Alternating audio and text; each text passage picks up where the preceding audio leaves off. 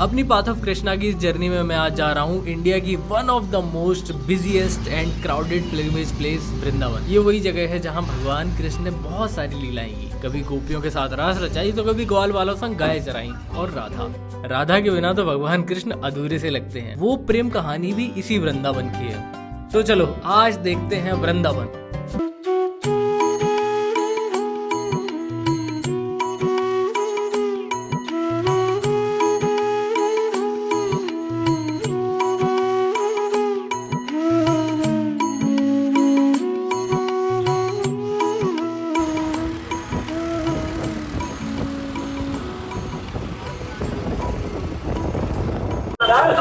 बंदर ले गया फोन और उसने कवर उतार दिया फोन का। अब फोन की बारी है टूटने। अब वो फेंकेगा ऊपर से नीचे। अब फ्रूटी लेने गए वो लोग भगे। देखो ये होता है। ये तो फ्रूटी वाले हैं, पूरे वृंदावन में फ्रूटी वाले थोड़ी मिलेंगे यार।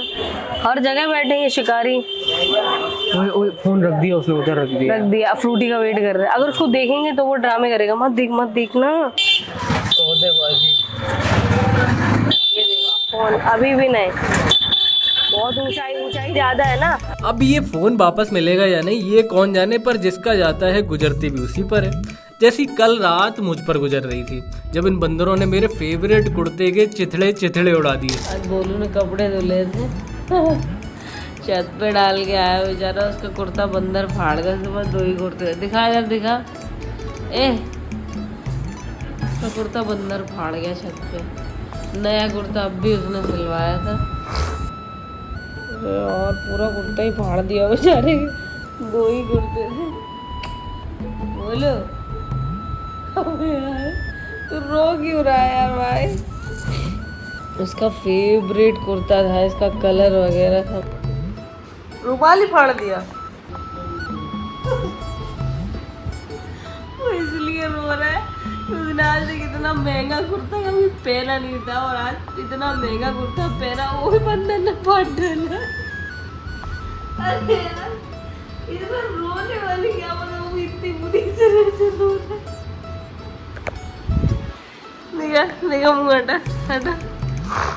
एक बार मुँह तो खोल, इधर तो दिखा।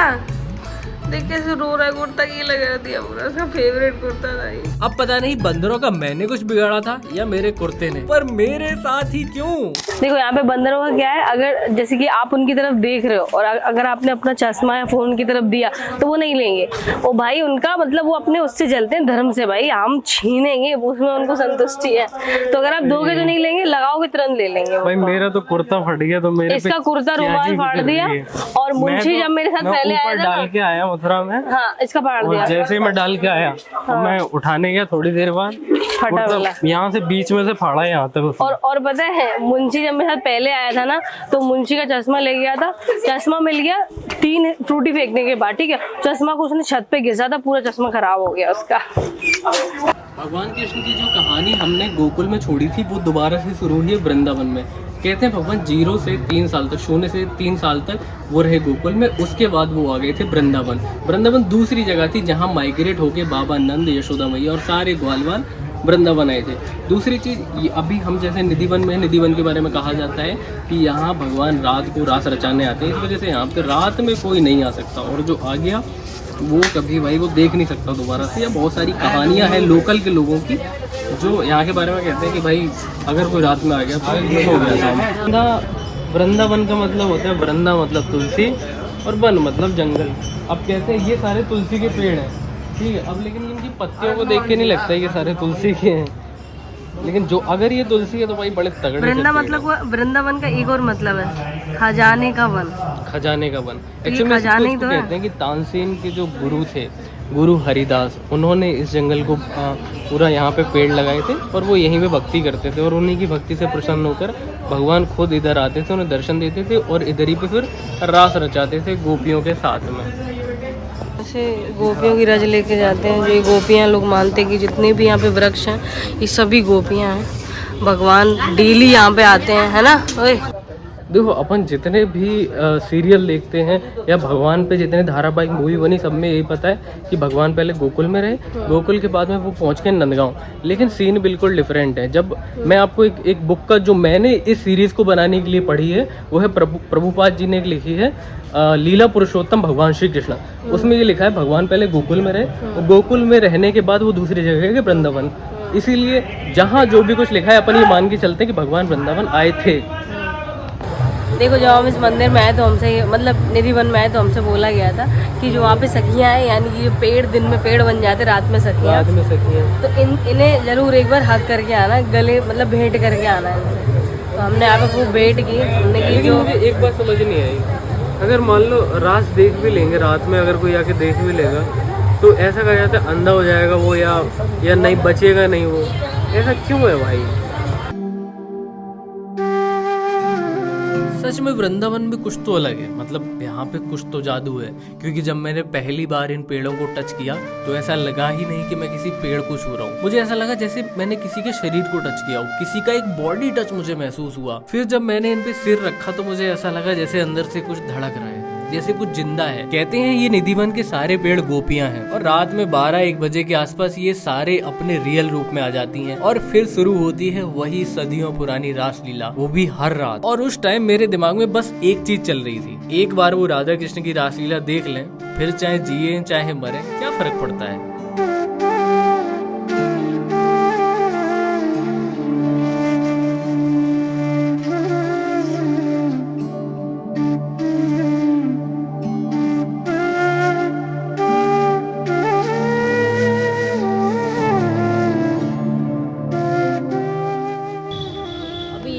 देखो वो है पेड़ है जिस पे बैठ के भगवान, मतलब इन्हीं के पूर्वज होंगे इसी पेड़ के, जिन पे बैठ के भगवान श्री कृष्ण क्षीर चुराते थे।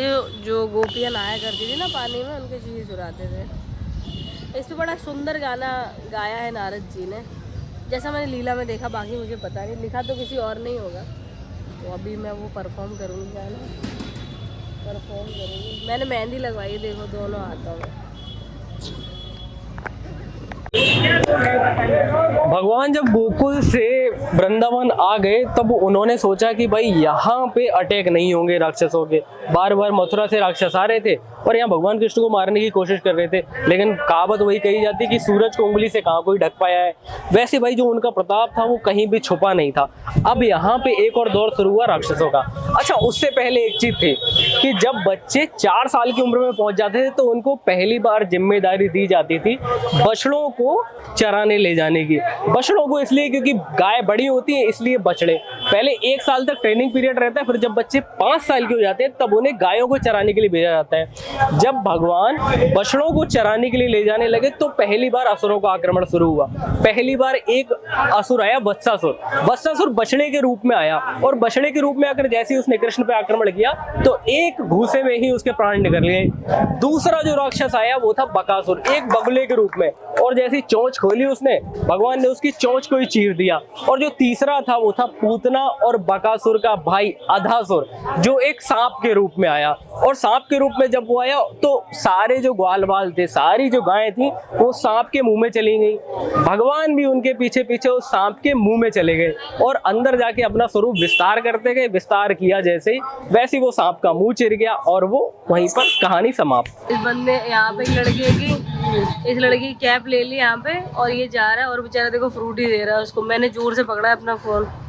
अब लड़ाई हो रही बंदरों के बीच में। उठा ले भाई, उठा ले यार की कैप देखो भैया, बचा लो उसकी कैप को यार। भैया ने उसकी कैप ले ली, ये देखो भैया ने उसकी कैप ले ली। देखो लोकल के लोग हाथ से छीन लेते हैं बंदरों में। अरे क्यों दे रहा है उसको, लड़ाई हो जाएगी अब यहाँ पे।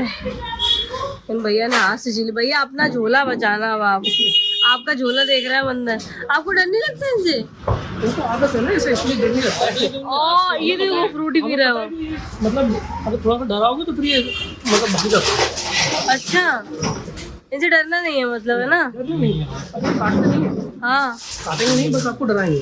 अच्छा, कैमरा तो नहीं खींचते ना? बस फोन को पकड़ के रखना। फोन तो मैं छुपा लूंगी, मैंने सारे फोन अंदर रख दिए अभी। तो कहानी जो खत्म हुई थी वहां से, जहां से भगवान कृष्ण ने सारे असुरों का वध किया। अब उनकी अगली लीला बाकी थी, जो थी यहाँ चीर घाट की लीला, जहाँ पे वो गोपियों के वस्त्र चुराया करते थे। माखन खाने के अलावा भी भगवान का एक सबसे फेवरेट काम था चीर चुराना। लेकिन ऐसा नहीं कि भगवान को ही अच्छा लगता था चीर चुराना।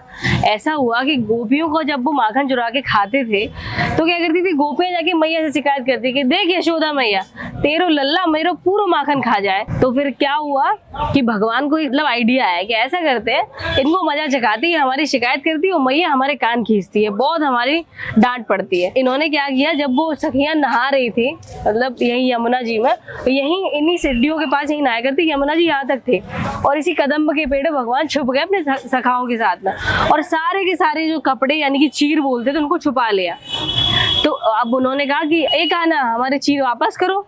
तो उन्होंने कहा नहीं, तुम हमारी मैया से माखन चोरी की शिकायत करती हो, मैया हमारे कान खींचती है, तो आज वचन दो कि शिकायत नहीं करोगे तो ही चीर वापस करेंगे। तो फिर उन्होंने वचन दिया। एक और कहानी थी इसके अलावा कि ये वचन तो उन्होंने दे दिया कि भाई ठीक है अब से आपकी शिकायत नहीं करेंगे मैया से, लेकिन एक कहानी और थी। कहानी जो भगवत महापुराण में है वो ये है कि जो 10 से 14 साल की जो किशोरियां होती थी, जो गोपिकाएं होती थी, वो कात्यायनी माँ का व्रत रखती थी अच्छे पति के लिए, और वो अच्छे पति के रूप में हर कोई कृष्ण को चाहता था।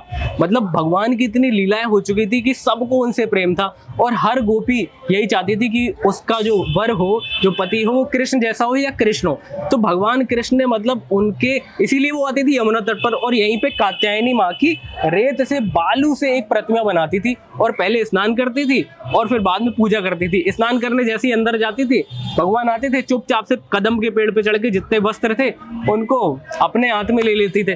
और होता ये था कि भाई वापस करने के लिए वो ये कहते थे आओ एक एक करके और अपने वस्त्र ले आओ। तो ये थी उनकी, पहले माखन खाया, फिर मिट्टी खाई, फिर असुरों को मारा, फिर वृक्ष तोड़े, सब कुछ किया। और ये उनकी एक ऐसी लीला थी भाई हर किसी को याद है। हाँ, भगवान का फेवरेट काम था कपड़ों को चुराना। तो इसमें कई सारी, देखिए हर एक कहानी के पीछे कई सारी कहानियां होती हैं। मैंने अलग पढ़ी, इन्होंने अलग पढ़ी, हम दोनों ने अलग अलग जगहों से, जैसे कि इन्हें किताबें पढ़ने का शौक है तो उन्होंने काफ़ी मोटी मोटी, जैसे प्रभुपाद हो गए, और भी लोगों की किताबें पढ़ी हैं जो मतलब सजेस्ट किया लोगों ने पढ़ी है। मुझे किताबें पढ़ने का शौक नहीं, तो मैंने कृष्ण लीला को दोनों जगह देखा। एक तो बी आर चोपड़ा की जो महाभारत है वो भी देखी, और रामानंद सागर की कृष्ण लीला है वो भी मैंने देखी, दोनों देखी। तो इन तीनों में अलग अलग कहानियां, अलग अलग गाने, अलग अलग हर चीज है। तो हम जितनी भी चीजें आपको बता रहे हैं वो अलग अलग जगह से ली गई हैं। 5000 5,500 साल पहले की चीजें, ना ही तो जगह बची है ना ही चीजें बची हैं। किसी भी ब्रजवासी से जब जैसे पूछो ना कि हर घर के बाहर लिखा है कि कृष्ण यहाँ पैदा हुए, भगवान कृष्ण यहाँ पैदा हुए, इसका मतलब क्या है, तो वो ये बोलते क्योंकि भगवान तो पूरे गोकुल में ही घूमे, गोकुल में रहे, हर घर से वो माखन चुराते थे, इसलिए हर घर उनका है, हर घर के वो लल्ला है। एक चीज और है छोटी सी कि हर कोई कहता है कि कैसे भगवान है जो लड़कियों के वस्त्र चुरा लेते थे। हाँ, जो समाज के लिए टैबू है चीजें, जो समाज के लिए ऐसी है कि छुपाने वाली चीजें, उन सबको भगवान ने उजागर किया और ये बताया कि भाई प्रेम में सब जायज है, बशर्ते प्रेम शुद्ध हो। चीर घाट से हम अभी अब आगे जाएंगे काली दे, जो भगवान की सबसे बड़ी लीलाओं में, सबसे प्रचलित लीलाओं में से एक है, कालिया मर्दन। यहाँ से थोड़ी सी पास में है, वही यमुना है, यहाँ भी और वहां भी। चलते हैं, चलिए चलते हैं।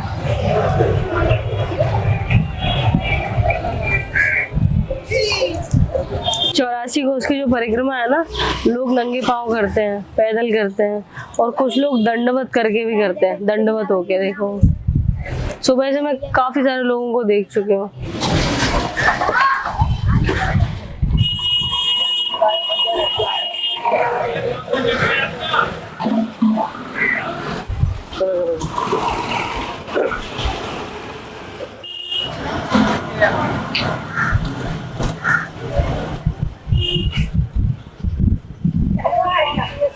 हमें ऑटो ही नहीं मिल रहा भाई। जहाँ जैत हमें जाना है ना, जैत वही जगह है जहाँ पे कालिया नाथ के ऊपर भगवान ने मर्दन किया था।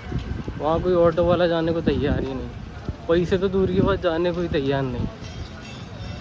जैत जाओगे भैया? जैत जाना है। रंगनाथ जी, गोपेश्वर महादेव, आपको ये मंदिर घुमा लाएंगे। जैत जाना है, जैत।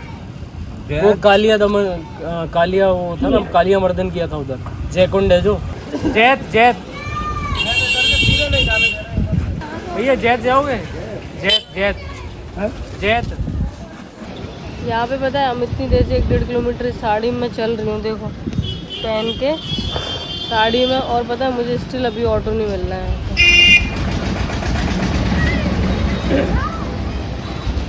देखो बिल्कुल ऐसे छुआ के ले गया, अभी कुचर देता मेरे को। पूछो इससे चलना है क्या? देख देख हमारी छोरी छोरों से कम है कि जहाँ जाने के लिए मैं एक ऑटो वाले को राजी नहीं कर पाया, इन्होंने ट्राई बॉल पे ही सिक्सर मार दिया। भाई इतनी देर स्ट्रगल के बाद हमें ऑटो मिल गया, और सबसे बड़ी जो परेशानी थी यही थी कि ऑटो नहीं मिल रहा। हम अभी जा रहे हैं जैत। हाँ वो कालिया नाग देखने जा रहे हैं। तो एक्चुअल में यहाँ से वृंदावन से दूर है, लगभग 10 से 15 किलोमीटर का डिस्टेंस होगा। देखिए आवाज देखिए।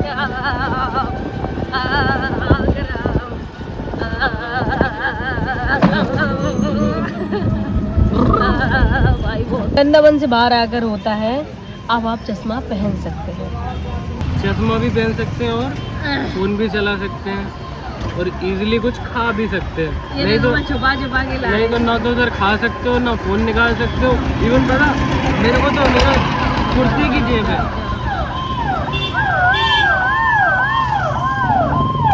मेरे को लगा कोई बड़ी गाड़ी है। मुझे भी यही लगा था। पता कुर्ती की जेब से ऐसा लग रहा था जेब से अंदर से फोन ना निकाल ले। जिस तरीके से रुमाल को फाड़ा है ना, मैं ऐसे पकड़ के रखा था। मैंने कहा अगर वो बंदर की खोपड़ी भी आ गई ना, बंदर की खोपड़ी भी फोड़ दूंगा मैं। मेरा कुर्ता उसने फाड़ दिया रात में। अरे बहुत प्रॉब्लम होती है यार, बंदर इतने ज़्यादा बंदर है एक्सिस में। तो जो डीएम है उसको चश्मा ले गए थे।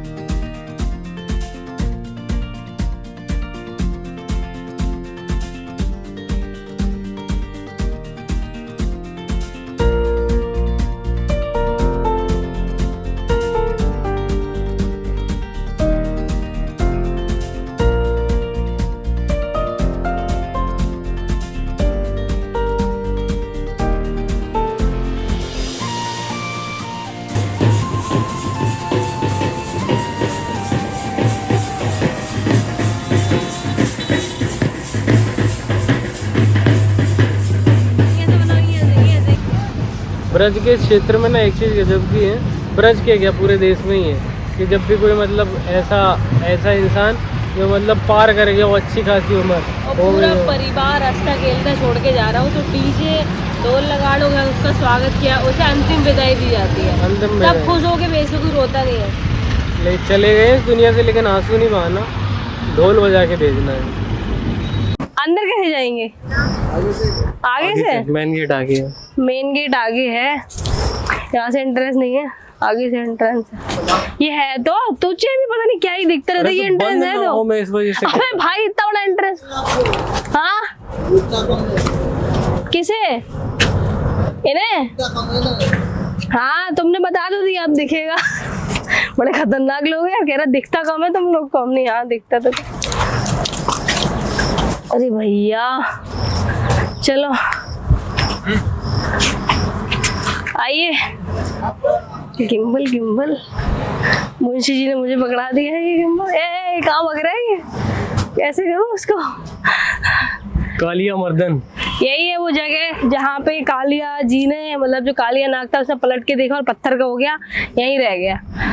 एक्चुअल में जब मैं वो किताब पढ़ रहा था, क्योंकि जब सीरियल देखते हैं सीरियल में थोड़ा अलग दिखाया जाता है, किताब में थोड़ा अलग सीन दिखाया जाता है, तो जब मैं उस किताब को पढ़ रहा था ना तो उसमें एक बार जिक्र था कि कालिया नाग एक झील में रहता था, झील जो यमुना नदी के किनारे पर थी।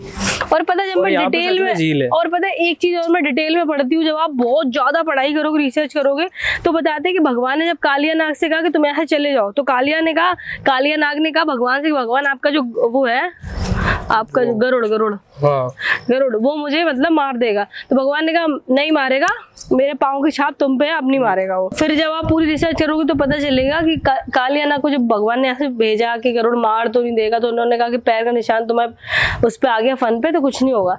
तो ऐसा बता दे कि मतलब अर्थ की एक जगह ऐसी है सेंटर फिजी करके, वो बता रही हूँ। हाँ तो फिजी है, आइलैंड है। हाँ आइलैंड है। जैसे मतलब जो किताब पढ़ते हैं, किताब में उसका नाम है रमणाक द्वीप। अच्छा, तो वो कौन सी कंट्री में? रमणाक द्वीप है, तो वो ऑस्ट्रेलिया के पास है, न्यूजीलैंड के पास है फिजी।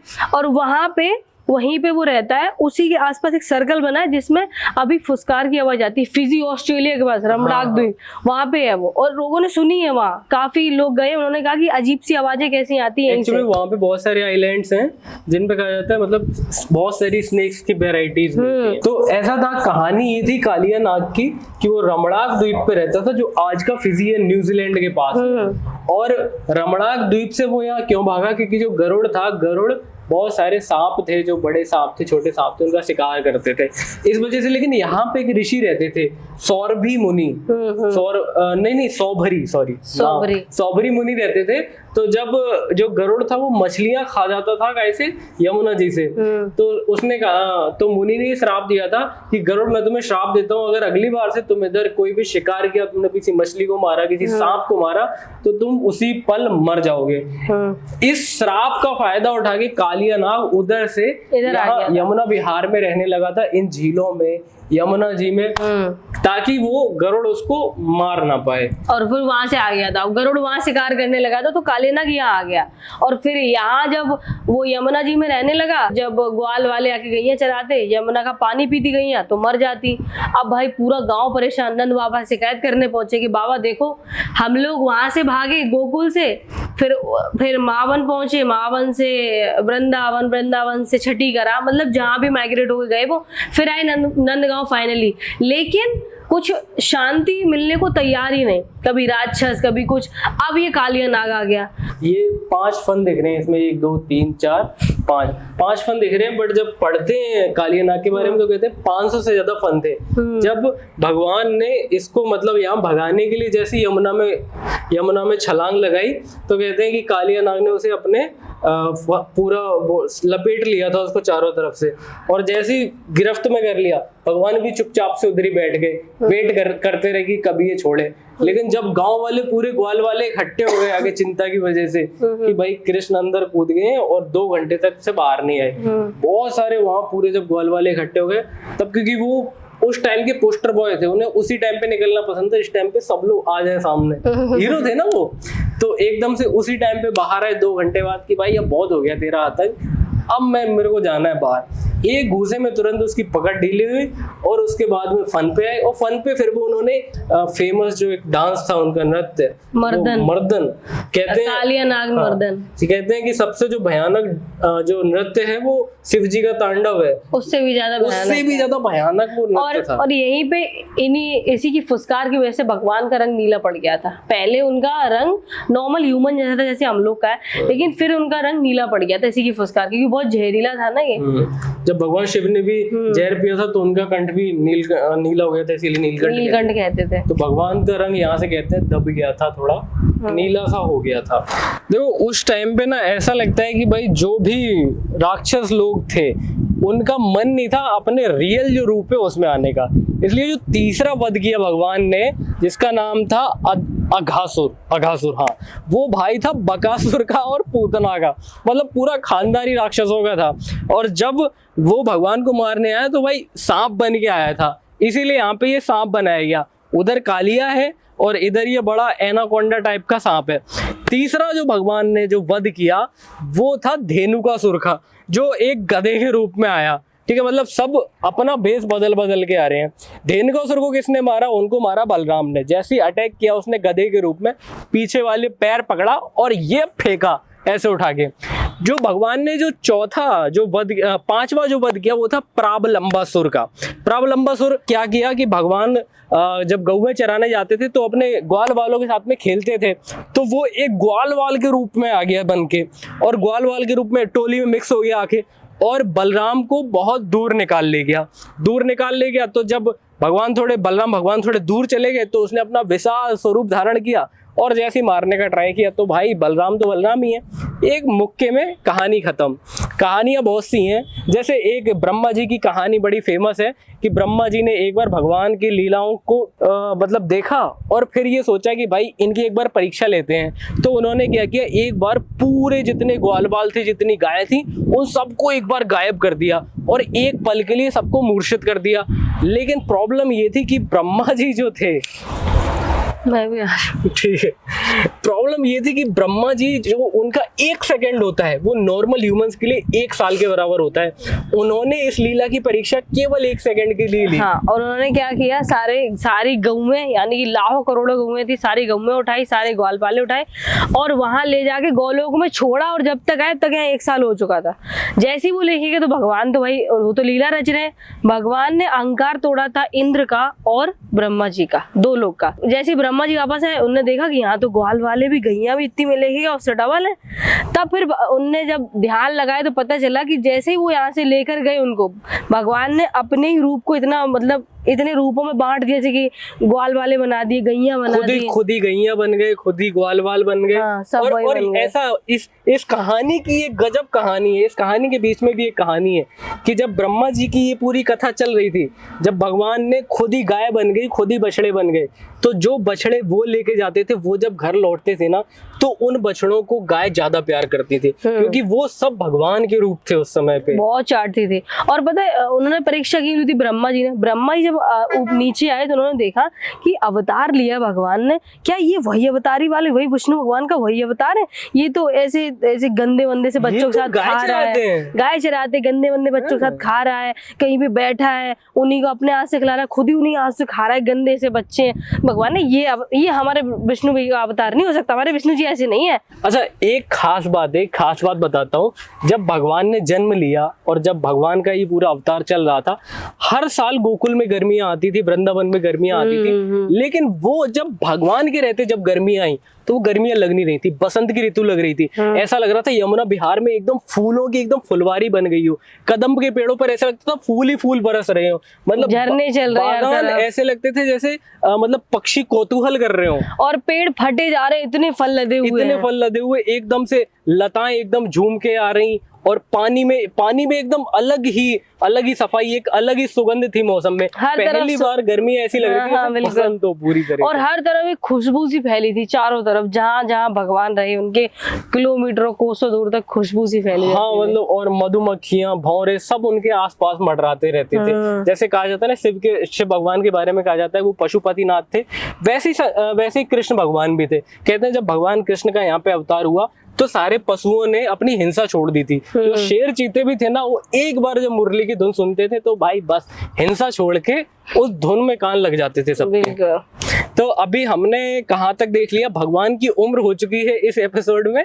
लगभग 6 से 7 साल। और सबसे पहले भगवान का मथुरा में जन्म हुआ, दूसरी जगह वो कहाँ पहुंचे, गोकुल में वो 3 साल के थे तब तक रहे।